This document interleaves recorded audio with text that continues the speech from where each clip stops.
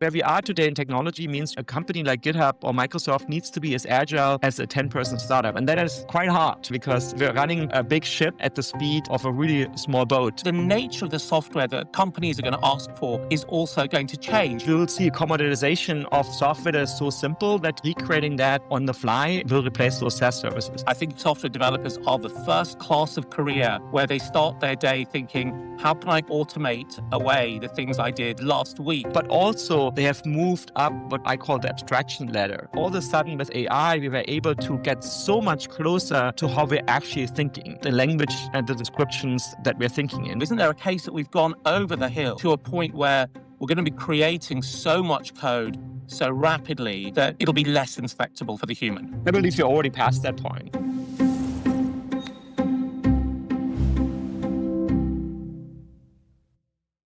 My guest today is Thomas Dohmke. He is the CEO of GitHub. GitHub needs no introduction. It is the platform upon which nearly all modern software development happens, and software development is being revolutionized by artificial intelligence. Now, GitHub is part of Microsoft, and recently Microsoft CEO Satya Nadella said about 30% of the code in some Microsoft projects is written by AI. This means that AI writes one line of code for every 2 lines of human writes. But that ratio is going to change as AI gets better. And some developers have told me their ratio is closer to 4 AI to 1 human.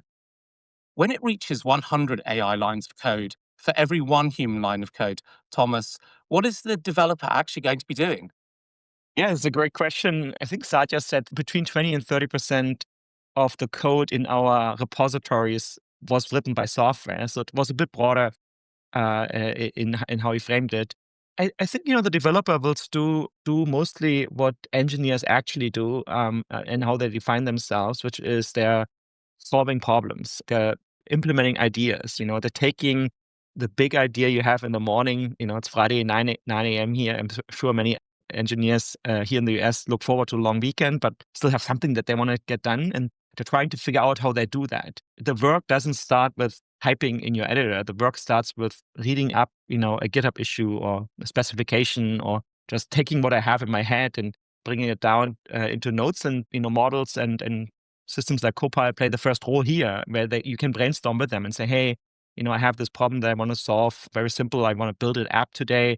Give me some thoughts of how I can do that. And you can kind of like do this software decomposition part first and take a big problem, break it into smaller parts. And I think that ultimately is what engineering means. And then where to stop with the decomposition. And now you can start coding. And in the past, you had to start at a very low level. Before we started the live stream, you showed me, a very old computer. And back then it was very hard. You had to go very low level. Today, most engineers actually already start on code written by others, right? They use open source libraries. They use open source operating systems. They have an editor that they're not building themselves, and a debugger and a compiler and a container orchestration like Kubernetes and all these things, right? So we're already composing different pieces into software, and we're moving up the abstraction ladder, and AI will help us, to achieve that. And then we will review the work of the AI to make sure it's, secure and compliant and runs efficiently and hopefully, returns some profit for the corporations or the teams we're working for. I love what you've done there, because you've built us a bridge to the past.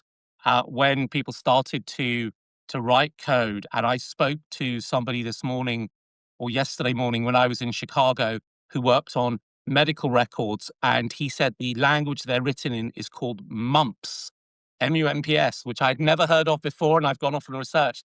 But in those early days, you started from a blank page. If it was in BASIC 10, print hello world. And what's happened over 35, 40 years is libraries, abstractions, reusable components. So an engineer is assembling things almost like Lego, but it's not as straightforward as a Lego. But there is something different about these AI tools, or so we're told by the numbers that come out on grand stages at developer days. How has your own experience as an engineer changed as you've started to use the Copilot in GitHub? Is there a behavior that you hadn't expected to take on? I actually have some Legos in my hands and behind me too.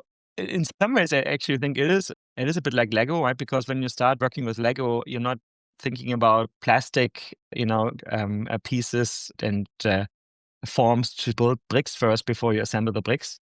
I think the thing that really changed through Copilot in my own coding projects, which are mostly hobby projects on weekends, is that I match faster back into the flow state. The challenge that most engineers have, and this is where vibe coding comes, is that you have an idea and you want to build something on a Sunday morning. And the first thing you did in the past is you started research and you maybe looked on GitHub for some open source components, or you looked on maybe something project already existed that you could fork. Before you knew it, it was night and you had maybe done a little bit, got a quick prototype done, but you were nowhere near the thing you actually wanted to build. And maybe you got to 10% or 5%, and you realize that what you thought is easy to do is actually much more complex. And that has dramatically changed, through the use of open source, through the cloud, through platforms like GitHub, Reddit, Stack Overflow, all these being available to you. Because when I started coding in the early 90s, it was books and magazines, and then on a Commodore 64, I had to build it all from scratch, right? So we are already at the point where we are taking pieces and we're composing software. But now I open my editor and my project is there, and I can just ask Copilot, what's the next step? Or I can, give agent mode the feature I want to build and say, hey, help me to build this feature. And then it looks through the files and it identifies where I have to make changes. So I don't even have to figure that out myself, where in the code base do I have to implement things. It runs command. And the cool thing, when it runs command, it actually can look at the error message and then see what is wrong on my system, and it might have to install another library and things like that. So it keeps you more in that flow state, instead of you switching back and forth between research mode and trying to make things work, and then things take forever to compile. In the meantime, you go and make a coffee or get distracted by Substack. Well, if you think about the maybe three orthogonal dimensions about an engineer's output, there's quantity, there's quality, and there's creativity. Are they producing more lines of code? Are they producing better lines of code within a tighter set of guardrails, or are they being more creative about the problem specification? Which of those has most shifted when you look across the millions of people who've been using GitHub Copilot? I think they, to some degree have evenly shifted because they're all tied to each other. My creativity, during the coding process is limited by the time that I have available and the energy that I have, the amount of distraction I get. And oftentimes, developers describe that as the magical flow state. Like you're almost in the zone of building something. And as long as nobody distracts you, you really feel like you're getting a lot of things done. And then, the moment comes where you finish the feature or you got the distraction and now you're out of the zone and you have to find it back later. And I think Copilot in agent mode keeps you in that zone of creativity and lets you really focus, okay, I want to take this and implement it. Similarly, it helps you to review code. So there's the Copilot code review agent where you can run your pull requests through it and it gives you feedback on that. So you no longer have to wait for your team members, right? So that's not a creative process. That's more like a verification process. And Copilot helps you with that work. It can write unit tests. And I think most developers, if they're honest to themselves, and certainly I can speak for myself, if I work on my own hobby projects, I write no tests whatsoever. And I don't file a pull request against myself either, right? Because it's like, A, all my code is obviously perfect, haha. But B, it's like, that's not the fun part of the job. The fun part is to implement something and I can see it appear in front of me on my screen. I have the magic in my hands and I could create something with just code, right? So can I just demystify three terms you've said that maybe need explanation for non-developers, because this is a super relevant conversation about how work changes that we're having beyond coding and software development. So you said three things. One is unit tests. So roughly, when a developer writes a component of code, in order to know whether they've written the right thing, they should also write a test. If it passes the test, they've written the right thing, unless, of course, they've specified the test wrongly. So that was that was one thing you described. The other thing you talked about were the idea of pull requests. This is really about how you file each iteration of your code with a note of the work that you actually did, so that you technically have an audit trail to work your way back, like Hansel and Gretel when they were meant to leave the sweets trail. in the forest. And the other thing you said, which if people haven't worked with engineers, I think is so important, is the notion that an engineer gets into flow state. They become one with the code, because what you're doing is you're taking the amorphous, complex world and you're framing it into logical deterministic code, and it requires a class of focus that I don't think you see in any other activities. Now, you're the sort of developer advocate on this call. Is that a fair reflection of those three ideas? You hit the head on the nail. Is that how you say it? You hit the head of the nail. Or the nail on Uh, the head. I think either way, we're fine. We're friends here. Yeah. the hammer on the nail. No, but like I think software development is a combination of creative work of art, something that's very similar to what an artist does, and it's also production, what Bill Gates famously called the software factory.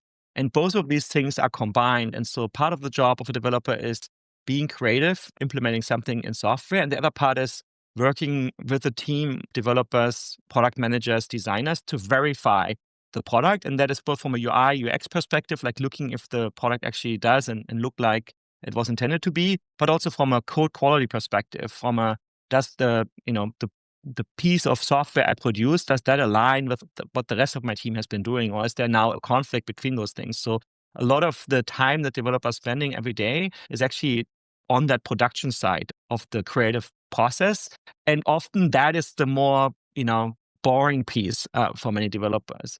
And that's where automation is great, because I actually want to spend more time in the creative part of it, designing ultimately what I'm shipping to my customers, and automate as much as I can on the production side. So to give one example, over the last 10, maybe 20 years, almost all production deployment has been automated. So it used to be, in the late 90s and early 2000s when the internet started, you would have some files in your local machine, and you would use a protocol like a so-called FTP, file transfer protocol, and upload files to a box somewhere, then replicate that process, and maybe you had a script to automate that to some degree.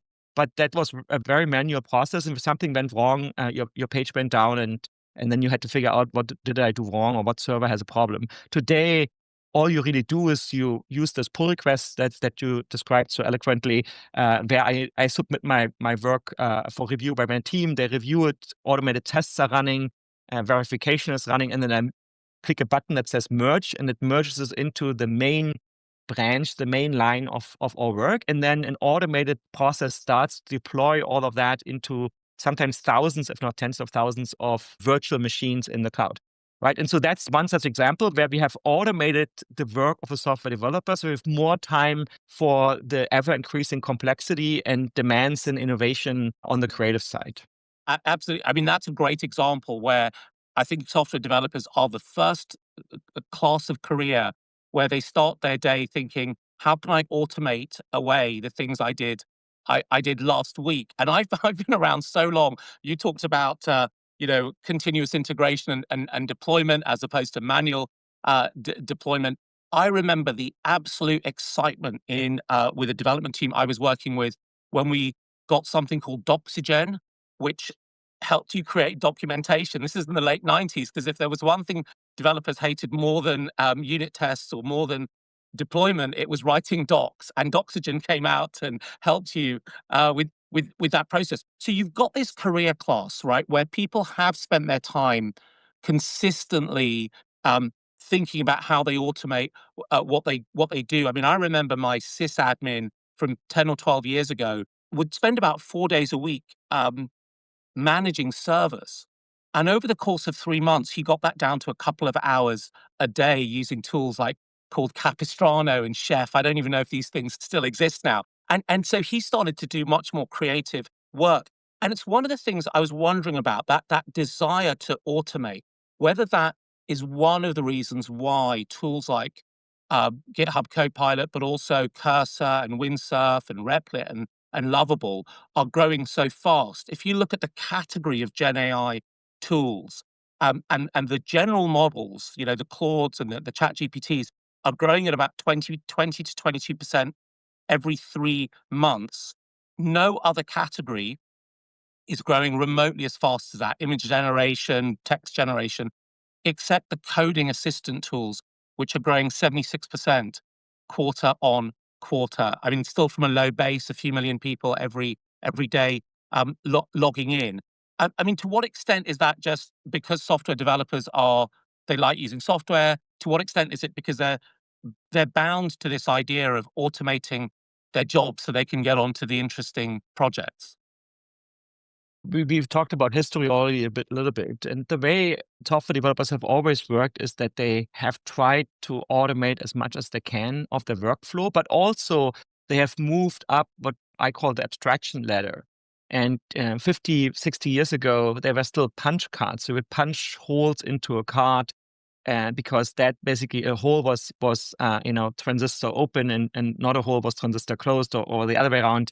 And then microprocessors came when Microsoft started in 1975. There was a very popular. It's funny to say these days because it was like maybe thousands of devices in a very small scene of people, but where all of a sudden you could program the computer in a programming language. And so the first Microsoft product was BASIC, and what BASIC did is it abstracted the instruction set of the chip, which is ultimately, numbers in hexadecimal form, abstracted that into something that is human readable and is pseudo English, right? Like if you look at almost all the popular programming languages, Python, BASIC, Rust, they all have English keywords. The reason for that is that obviously our thoughts are expressed in the language that we speak, not in computer instruction sets. Right. And so we abstracted the complexity of the chip into something that is closer to the ideas that we have, the features.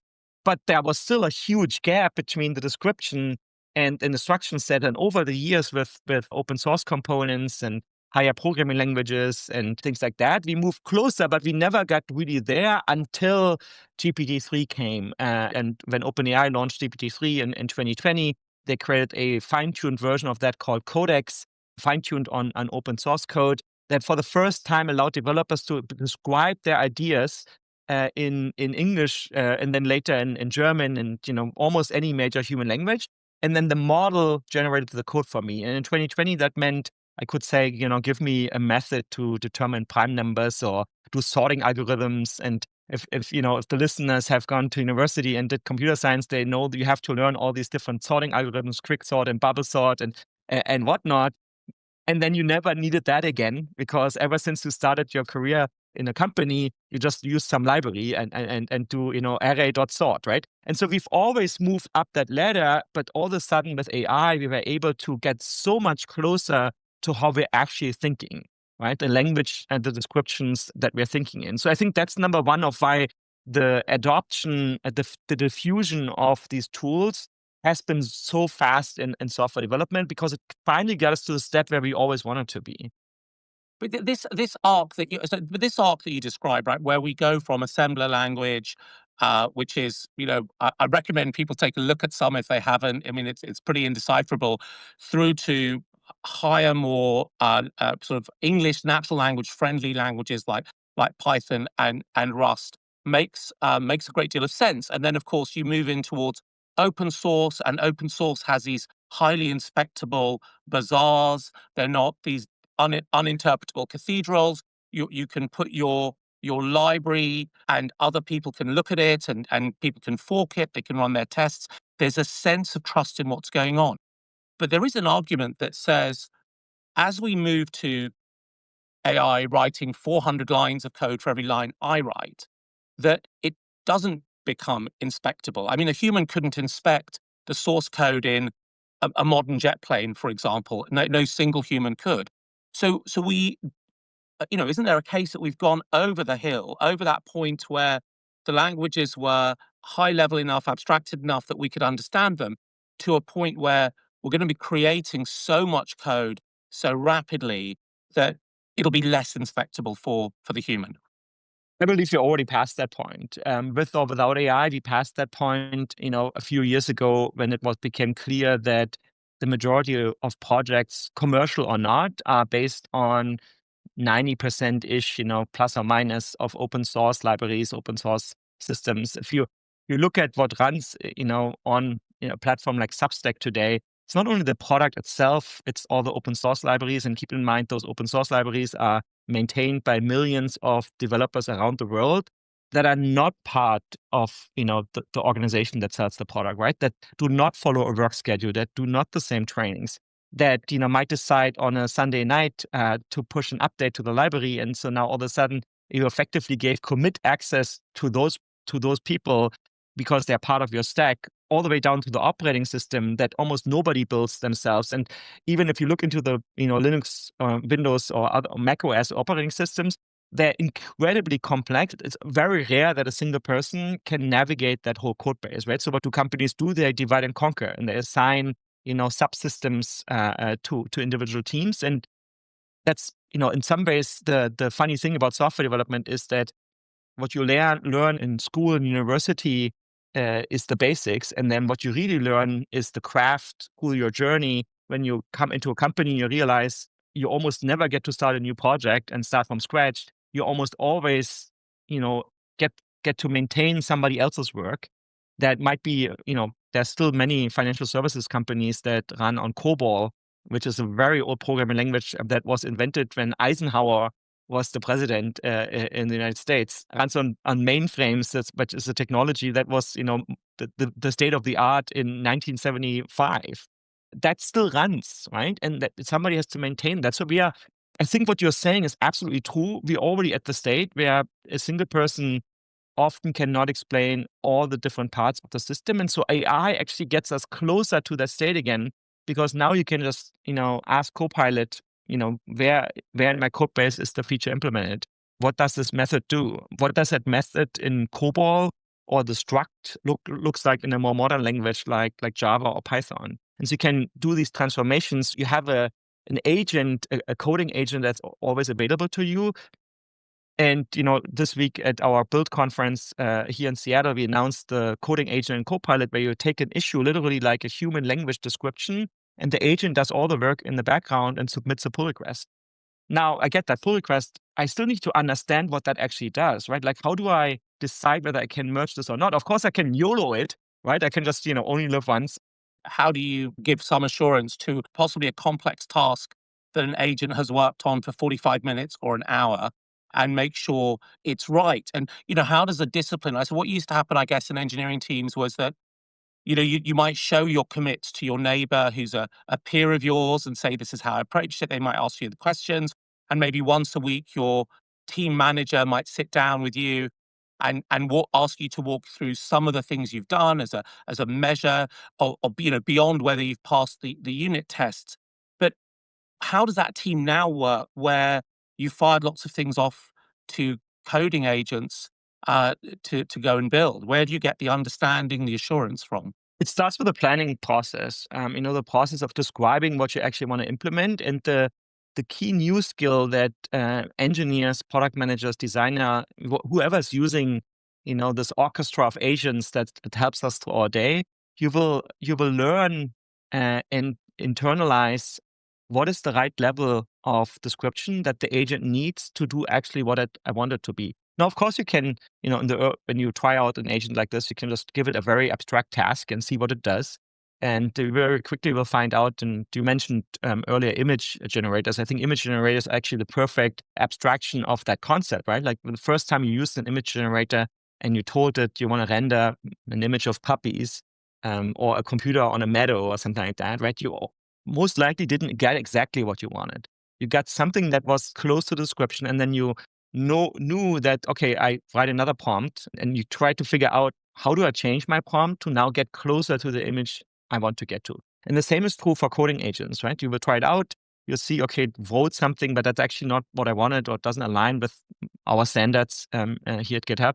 And so then you go back to your description and adjust your prompt. And as you learn that skill, you're going to get better on describing exactly the task that the coding agent can take, run 45 minutes, submit a pull request, you review the code, and you're like, yep, this actually looks good and it does exactly what I want. And you will be wrong at times. You will be, either too far away, and then you will have to work with the agent and understand, how do I get it now to the point?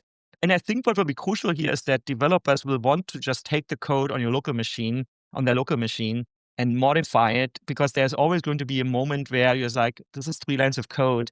I know exactly what I'm doing. Instead of me trying to figure out how to tell the agent to change those 3 lines of code, I just change it myself. So we will switch between the natural language layer and the coding layer all the time.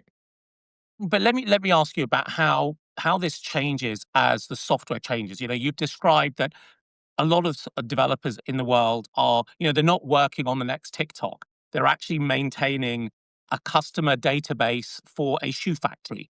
And they have to go in and do that work. And what you're doing is you're taking the technologies of tomorrow, which is AI, pointing it at the systems of yesterday and maintaining them. Everything needs maintenance.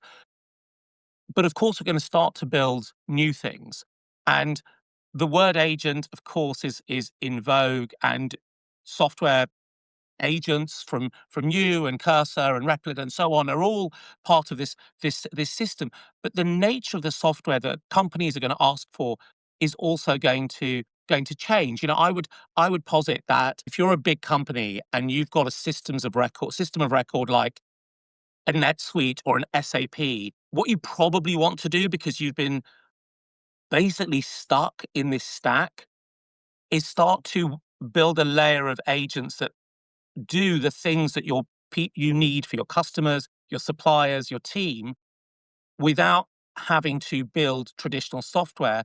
Just talk to them through an API or through browser use, which is getting better and better, and abstract away those old, complex, almost just kidnapper style bits of software, and move to a new architecture, which is ultimately about building more agents that work with each other. I mean, is that a reasonable direction of travel, or do you think I've simplified it to an absurdity there?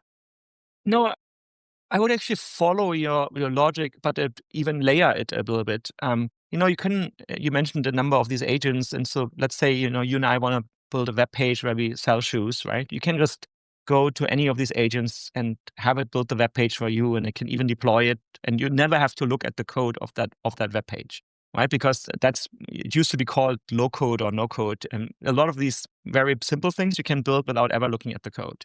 Now our shoe empire grows, and now we have a full e-commerce store, and we need a backend and a warehouse. Now, what started simple no longer scales, and all of a sudden, 1 million buyers come, and the web page is down on Black Friday. How do you figure out to make that actually work? Now you need to go into what is actually the part of engineering it, which is not, building this quick web page, hacking it together, is what we would used to call it, but figuring out how do I make this scale? How do I have the capacity on Black Friday, but don't waste a lot of money, because servers cost money, and that ruins the margin of our business when there is no demand. And so we have to build, an abstraction layer in between, for example, for all the shoe pages to have the same design system, design components. And so when we decide, okay, we're 5 years into our business and our brand color is no longer purple, but pink, that we can just change all the design at once instead of having the agent go to every single page and modify that again, right? So we got to build a stack, an engineering stack, a platform stack that resembles our business. Another example is at GitHub, we have a product called GitHub Actions, which is our continuous integration deployment service. And we're looking into how can we get that from 99.9% uptime to 99.99, so-called 4 nines uptime.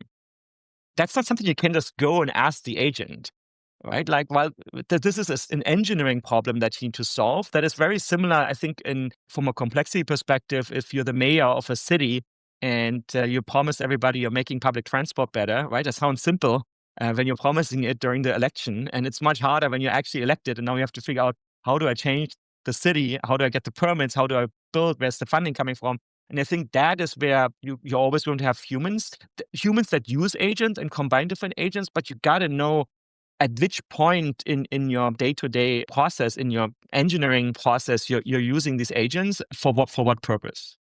Okay, so I think what you're saying there at that point is that, it's one thing to write small chunks of code that can do a function or a personal app, but embedded in what is effectively a complex system of enterprise software with thousands of functions and services, where they can be quite brittle because one is very sensitive to how quickly it gets a response. And over the years, you've built in queues and other mechanisms to make sure the whole thing works. That is almost a undocumented, implicit knowledge that the senior engineers have of a system. Your contention is it'll take a while for AI systems to get there. So we're going to see two trends, right? If today you're buying software, SaaS services, platforms like Substack, because it's cheaper for you to spend, a small amount of dollars every month on those platforms instead of all building it yourself. If building it yourself with an agent becomes so simple that you can just do that in a couple of minutes, you will stop paying for these SaaS services. We will see a commoditization of software that is so simple that recreating that on the fly will replace those SaaS services. And one such example is Manus, one of the tools that became very popular in recent weeks. And I met with the founders a couple of weeks ago, and they showed me how they were looking for an office in Tokyo. And so instead of just going to a real estate page and kind of creating a note sheet of what is interesting, they had the agent create a map of all the available offices just for them. Right, so it's personal software. It only serves that one purpose. Once they found an office, they can throw that away, and whenever they need to find bigger space and whatnot, they recreate that software. Right, so that level of software effectively has lost most of its value, and it's only that because the creation is so cheap. But at the same time, everybody using agents will create so much more complex software because they can now, with the same skills and the same capabilities, add features to their platforms like GitHub at an accelerated pace. And so hopefully, you're still finding value in buying these platforms and paying, for the service, because the complexity there is increasing as much as the simplicity commoditizes the more simple applications. Yeah, I mean, it's very true. I have a really personal example. So my physio gave me a program for a month, and I took the program and I threw it into one of these vibe coding platforms. So these are products you can go to. They've got a prompt. You type in a description, it generates working code, and it generated me a working web app called Build Back Better, which I thought was a great name for a back program. And it's just for the 4 weeks that I've been using and tracking and doing the work. And I didn't go off and buy something. I didn't find something, that didn't quite fit my needs. So you start to see things like that emerge quite quickly.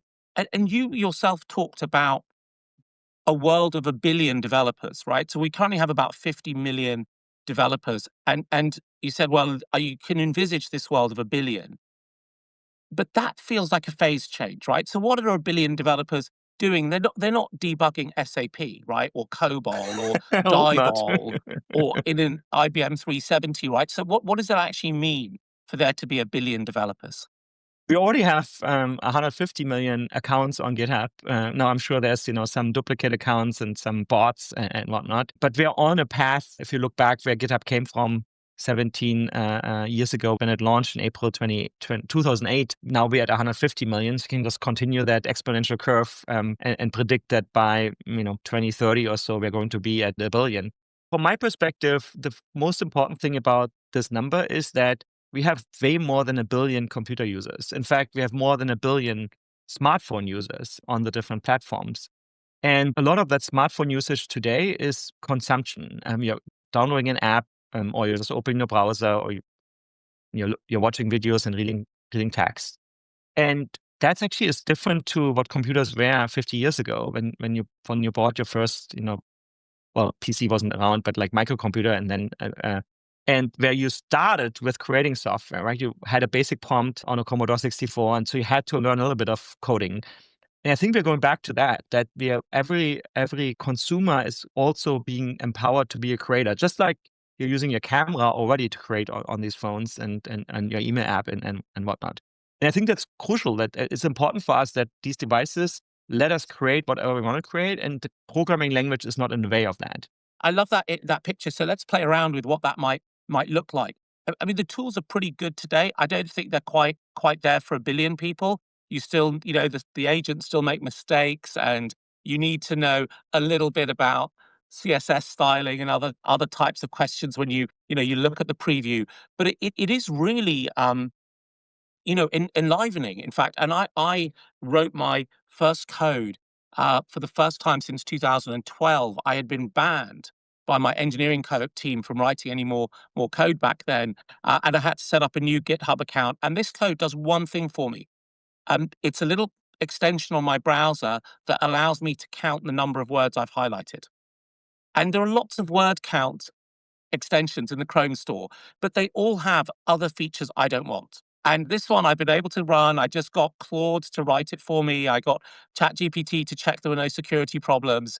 And it's been amazing because I haven't been able to do that for 15 years. But you work with developers all the time. That's been your life. So what happens when a billion of us are able to do that, right? How are we interacting with our computers and with each other? So that's the other side that I see is, we have a billion, well, have more than a billion, way more than a billion people that learn math in school and that learn reading and writing in school, and they have arts and sciences and physics and maths and all that. But most folks then after school, most students after they leave school pursue one career path. And just because they had, math in school, that doesn't mean they don't become a mathematician. Now that might also be because that's something where you don't make a lot of money as a mathematician. But you get the idea, right? We're teaching our kids the fundamental skills of life. And I think computer science is part of these skills. So that's number one. Like we need actually every human on this planet to understand the basics of these devices that are so dominating our lives, and it will only get worse from here. The future Or get better, perhaps, depending on your go better. perspective. Better and Yes, worse. sorry. That was that was you, the optimist, and me, the German realist. But like worse in the sense of we're going to have software and computers everywhere in our lives. If self-driving cars, and our alarm is a software, and every our house is controlled by software, and travel is controlled by software, all that. And so then there's the intersection of you can do it because you have learned it, or you want to make that your career. You become a professional software developer. And I think that is a Venn diagram that will never be perfect because not everybody in this world wants to be a software developer. People want to be outside, people want to be in the kitchen, becoming a chef, they want to build houses and whatnot. But to take your example now, the builder that works on your house to build your new deck or whatever, right? Will now probably build software for your project that is between you and him or them, and that the crew, and that software will be there for the part of the project. So you don't have to create an account for some platform. You don't have to accept the terms. And maybe there's still a billing platform and credit card stuff, and because that will always be simpler through something that's standardized. But you're going to have a personalized piece of software, and I think we're going to rethink these devices. And you see some, folks in the industry already doing that, where a lot of that is more like an agentic interface that is highly custom for you instead of having a grid of icons. There was that no code movement some years ago, which for people who aren't developers meant that you could build applications without just by joining blocks together. And actually, when my house was renovated, I did in fact build an app for it. So when you take the house over from the builder, you have to go around and find all the snagging, right? Where did the paint not finish? Where's there a door not closing properly? So I built a little app using something called Airtable, and you could take photos of it of the thing, and it would get dropped into this database, and then we printed it out and gave it to the builder. And it was an incredible feeling back then to just produce this thing. It was time limited. It came and it went. But the thing is, of course, a lot of the 100 million people who are on GitHub and the 50 million formal professional software developers make their money by writing software that is built and used by many, many people, and we pay $50 for it or $1,000 for it. So, in this world of a billion developers, don't you naturally suppress the wages in the coding community? Don't you dampen down the number of formal roles that are there? Because I'm not downloading an app on the App Store now because I can just quickly whip up the thing I need. You're not downloading an app from the App Store, but you're building your personal applications that are connecting to what we call the agentic web. Servers, APIs, application programming interfaces, information stores, databases, payment gateways, all these, the models itself, and the GPU. clusters and around the world to actually enable all these scenarios, right? So there's going to be the infrastructure that enables you to build that app. Of course, you're still going to buy some device, and as a good nerd, you're buying a new device way too often, way more often than you actually need a new device. And that device runs an operating system and has connectivity that connects to that, agentic web backend. I think what will go away, in the sense that nothing actually ever goes away, but will fade more into the background, is this notion that everything has a highly branded web page. Like, take an example. Like, I'm going to Paris in a few weeks, and today when I book this trip, I go to a web page to book my plane ticket or train ticket, and then book a hotel on a different web page, and I book a rental car or driver. And so 3 times I've entered the same from to date, and have accommodated for when I arrive and when I leave, and looked at my calendar 15 times. Why can I not just go into my agent and say, hey, I'm going to Paris? This is and describe in natural language what you would actually describe to the human travel agent. And then maybe it builds you even a web page for the trip. And so you have all your bookmarks there and all your images, highly personalized. But all these pieces, all these features connect to infrastructure and to processing, to ultimately whoever is selling you the service. Because it's not like you're having an agent that builds you an airplane that flies to Paris. Although that would be kind of cool if that exists. The world that we as humans enjoy is still mostly physical, and it's mostly based on services provided by others. And even if you like, making your own food at home, you still have to buy groceries, because you're not growing all these in the garden. But even if you grow all of these in the garden, then you have to buy. Then you're a good customer of Home Depot to get all the gardening materials and the tools, right? And so the same is true for software. There's always going to be some part of the stack that the professional software developer companies like Microsoft, Google, and so on to provide to you. What is really changing is the way you engage with that stack. And instead of taking off the shelf apps, you're going to have personalized. And I think the misconception is a little bit that we're just replacing existing apps on our home screen with new apps that we build for ourselves. I think it's much more on the fly, that you're engaging with your agent. Tony Stark in Iron Man has Jarvis, and effectively engages with Jarvis, his computer, only through natural language. But every time he needs something, it has this hollow image screen in front of him, and he can see how he can build a time machine. And so I think this is how I'm thinking about agents helping us to build software for your house, for my Paris trip. But it's built on top of a stack that's provided by a technology industry. And I think that technology industry will sit on so much more complexity and so much more scale, because now 1 billion people generate software that connects with those APIs. It's almost like we are enabling a world where the humanity constantly runs the distributed denial of service, DDoS attack, against the whole tech industry, right? And so the scale that you have to build, and that's why companies like Nvidia, have been thriving so much over recent years. The scale that you have to build is magnitudes larger than what we have today. Well, I mean, what you're describing there is, a fundamental shift of the web, right? You can't call it a re-architecting because there's no architect. It's going to, come bit by bit, step at a time.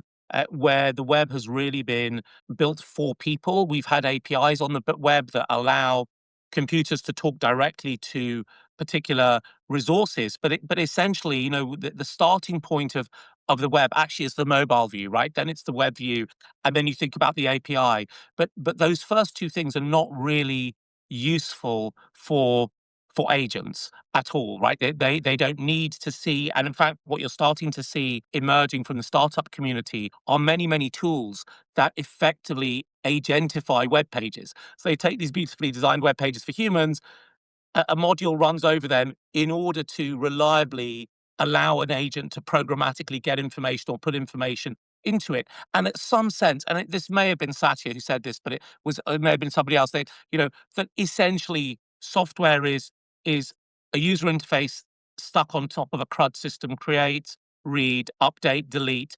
database. And in a way, what you're describing is that sort of thing where I might be the person who has the really great data on food composition, and you might be the person who has great data on room availability in London, in European capital city hotels, and the agents will come in and query that to then build the experience that the end user has. It's a fundamental shift from the web, because the web has been largely paid for by human attention on human constructed pages, or pages constructed for humans. So just, you're a master of change management because you've worked with the software industry for a long time.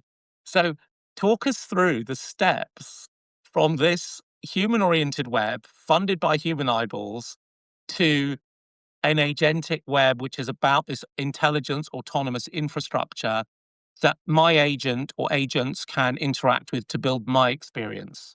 The most crucial thing, especially as in my role as CEO of GitHub, is you got to meet, the customer. For us, that's software developers. You got to meet them where they are. You got to bring the products where they're already doing, their work. It is much harder to convince you, to change everything on your computer or in your life in your house, because to convince you of that new future, and ultimately sell you that future, instead of telling you, here, install this into your existing environment and you get AI features. And when we launched Copilot in 2022, we didn't even focus on this. There wasn't generative AI, it wasn't a hype. And so we called it the AI pair programmer, but ultimately it was positioned as something that makes your coding experience a little bit better. And it was very much in the background in the IDE, which is the editor. And when you typed it, it gave you a suggestion. The flip side of that is that you gotta, have a vision. We often call this the North Star of what that future looks like. And the challenge, specific with AI, is that there's two camps. There's the one that believes, the artificial superintelligence or general intelligence is coming, and that's just replacing everything as we know it, because it's going to be so intelligent that, it doesn't really make sense to even write, have an editor anymore, and see code. And maybe that future is coming, I don't know, but we certainly don't know how far away that is. And that's tricky if you're running a business today.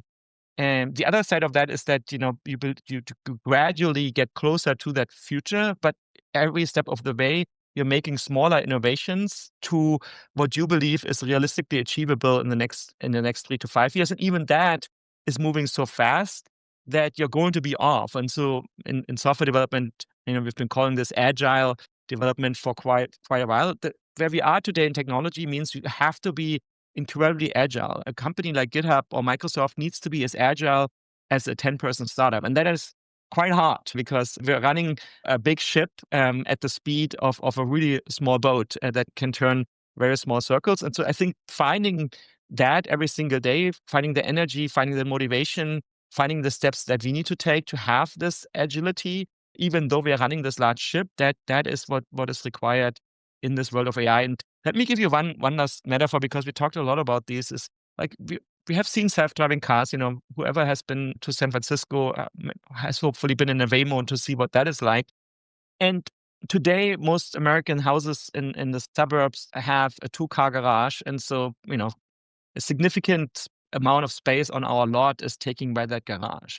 Now, I could already start building houses without garages in the aspiration that soon enough, Waymo and similar cars will be everywhere, and I don't need a garage anymore. I can have a much bigger Lego room in my house. But the reality is, we're not at that point yet, and so I can't do that yet. So I can have that dream and that vision, but in the meantime, I still have to build garages and work our way into that future that we're seeing. And I think that's the fundamental, balancing those two, the vision, the aspiration of where the world is going with where we are today in reality, and then making incremental changes at a very fast pace. That is what allows us to stay ahead in the age of AI. I'm gonna pick up on that in a second. I want to think about something that you said about your customers, because you're close to your customers, who are the software developers, and GitHub hosts millions of pieces of software, many of which are publicly accessible. And so, what a lot of investors do, I remember doing this myself, you see which repositories are growing really quickly, and you get in touch with the guy who's written them, woman who's written them, to see if they'll accept your money. And I remember a year or so ago that Agent GPT, which was this framework for building agents using GPT-4, was getting all the stars on GitHub, which is like, I guess it's like a Tinder swipe right? Lots of those swipes happening on it. Really, really popular. And it allowed people to say, well, that's where the smartest developers are kind of veering towards. So looking at what you're seeing across GitHub, right? What are the little hotspots that are going to be really exciting in the next 6 months and a year, because you're seeing the smartest of your developers star, clone, fork repos? This weekend is the Formula One race in Monaco, and Saturday is qualifying, and Sunday is the race. And what you described is you look at what the qualifying result is, and you assume that that's also the result of the race. Now, that may be true for some races where you can't overtake, although now they do two mandatory pit stops, so we'll see what that's like. But it describes a bit of what the world that you see is. There is a lot of great ideas out there. There's a lot of projects that have really steep adoption curves. That doesn't necessarily mean that they're winning, and vice versa. You can have a winner that comes from behind and was in the shadows for a while. This goes back to what I said earlier. The crucial piece is that you got to keep it up. In software, there's no stable state. The world is always changing. What is the new shit today is going to be outdated tomorrow. And we see this in AI even faster than we've ever seen it before. And so it means no matter, what project you're looking at, you got to see, okay, so what are they doing next and how often can they keep up with the work? And that is as true in the enterprise and or in the commercial software space where you keep your source code close than it is in the open source space. And the best way I can describe this is like we're all playing Minecraft. There is no ultimate win. There's little mini wins that you have, but you're playing an infinite game. You're playing an infinite game, and survival and staying on top of it. That is actually the skill for software engineers and the groups that they're forming to build companies. I mean, I think Steve Jobs said that the computer is the bicycle for the mind. If the computer is the bicycle for the mind, software, I suppose, are the unending roadways and hills and places that you can travel. Thank you for your time. One last question for you. I know you talked about Minecraft. You love Lego. If we could bring these two things together, Lego and AI, what would be your fantasy agent? What would you want how to merge those loves of your life? The magical thing, I think, for every Lego enthusiast is that I can give it all my unsorted Legos, and it perfectly sorts them by size and color into the container store bins that I have upstairs. There's an app on smartphones that does that to a smaller degree, but I would love kind of like a little machine. Maybe it's the size of a dishwasher, and you just put all the Legos on top of it, and it sorts them all into the bins, and so you don't have to do that yourself. That's the nature. I think especially for parents at home, the magic of Lego is that you can take it apart and reassemble it in any possible way. But the more that also means you're creating entropy. The Lego room is always going to have entropy. And then bringing the entropy back into order is the work. And the funny thing is, if you take that into software, that's exactly the same for code, right? Code also has entropy. Like code bases always get worse. Even if they're stable, then they get worse because the world around the code base is changing, new libraries, new operating system, and so on. So keeping the code, organized and clean and healthy and scalable, that is what engineers are looking into with these agents. And so they can then use their time, their creative time, to build something amazing. Thomas, on that chaotic note, I'll also get you a humanoid robot to load your Lego sorting machine at some point. Thank you for all of your time this morning. Thank you so much for having me.